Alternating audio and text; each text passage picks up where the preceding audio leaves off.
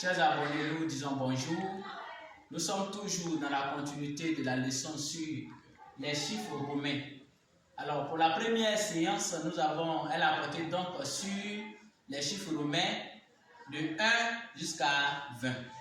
Et la seconde séance donc a porté sur de 21 jusqu'à 30. Mais comme déjà nous avons écrit 1, 2 jusqu'à 30, nous allons continuer en allant donc de 10 en 10. Et ça va nous permettre donc d'aller un peu plus vite. L'objectif ici, c'est de vous amener donc à savoir lire et à écrire donc les chiffres romains. Voici donc notre objectif, de faire cette leçon en plusieurs séances. Alors nous t'invitons donc à suivre, comme vous le voyez donc au tableau avec moi. Aujourd'hui, cette leçon, cette séance va porter donc sur les chiffres romains de 20 à 200. Je vous ai dit tout à l'heure qu'on va aller de 10 en 10. Sans plus tarder, vous allez suivre avec moi au tableau et nous allons commencer. 20. On a dit 10, c'est X. Alors pour obtenir 20, il faut faire X 2 fois. Donc on y va. 20, donc 10, ça c'est 10. Donc on parle de 20. Donc 10 plus 10, ça ce qui va donner donc 20. 30, on va faire pareil. Donc si 20 c'est 2 fois X, donc 20 ça sera aussi 3 fois X. Plus X ici représente 10. Donc on va faire 10 plus 10 plus 10 pour obtenir 30. Donc on fait ça. 10, 10, donc ça fait 10, 10, 10. Donc 3, 10, ça fait 30. Ça c'est en chiffre romain qu'on voit ça comme ça. Alors 50 c'est L. 50 en chiffre romain est représenté par la lettre L. Donc on va écrire d'abord 50 que voici. Mais comment écrire 40? Je sais que certainement tu es en train de penser que 40 aussi, ça serait aussi 4x. Non. 50 on va faire 40 plutôt on va écrire 50 moins 10 pour obtenir 50. Alors, quand le chiffre est derrière, ça veut dire que c'est moins. Donc on va faire comme ça, XL. XL qui veut dire 50 moins 10 qui va me donner 40. Alors 60, quand le X va passer devant, c'est comme si on faisait une addition. Mais quand il est derrière, ça devient moins. Alors pour obtenir 60, on fait quoi? On va faire 50 plus 10. Ça fait 60. 70, on va faire autant. On fait 50 plus 20. Et 80, on fait 50 plus 30. On vient à 90.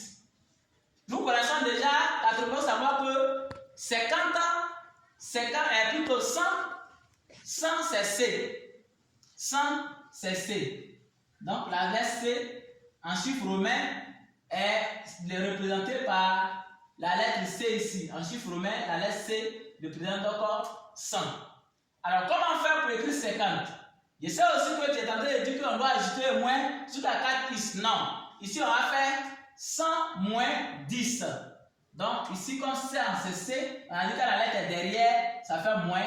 Donc on fait 10, 100, on va faire 100 moins 10. Ça nous donne 90. Nous allons écrire maintenant 110. 110, c'est, on écrit 100 d'abord, plus 10. 120, on écrit 100 également, plus 20. 130, on écrit 100 plus 30. 140, on sait déjà écrire 40 qui est là. On a 40 ici qui est XL, donc on va écrire d'abord 100 et ajouter 40, donc ISL. 150, donc 150 va faire CL, puis 50 ici c'est L, et 100 c'est C, donc très simple, on fait CL, 150. 160, on sait que 60 c'est LX, donc on écrit 100 d'abord, et on va écrire LX, et 170 CL2, un seul X, c'est ça? 2X, autant pour moi, excusez.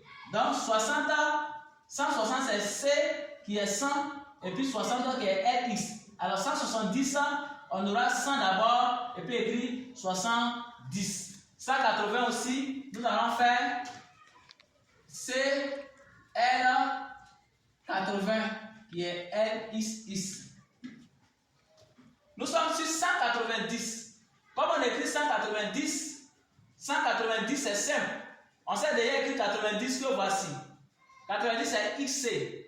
Alors je vais écrire d'abord 100 et écrire 90 qui est XC. Et 200, on a dit que pour écrire 20, on a fait is, qui était 10. Donc, à ton avis, si on sait déjà écrire C, 100 plutôt qui est C. Ici, donc 200 va faire C. C'est comme ça on fait 100 plus 100, ils vont nous donner 200. Voici un peu ce que nous avons pu apporter dans cette leçon.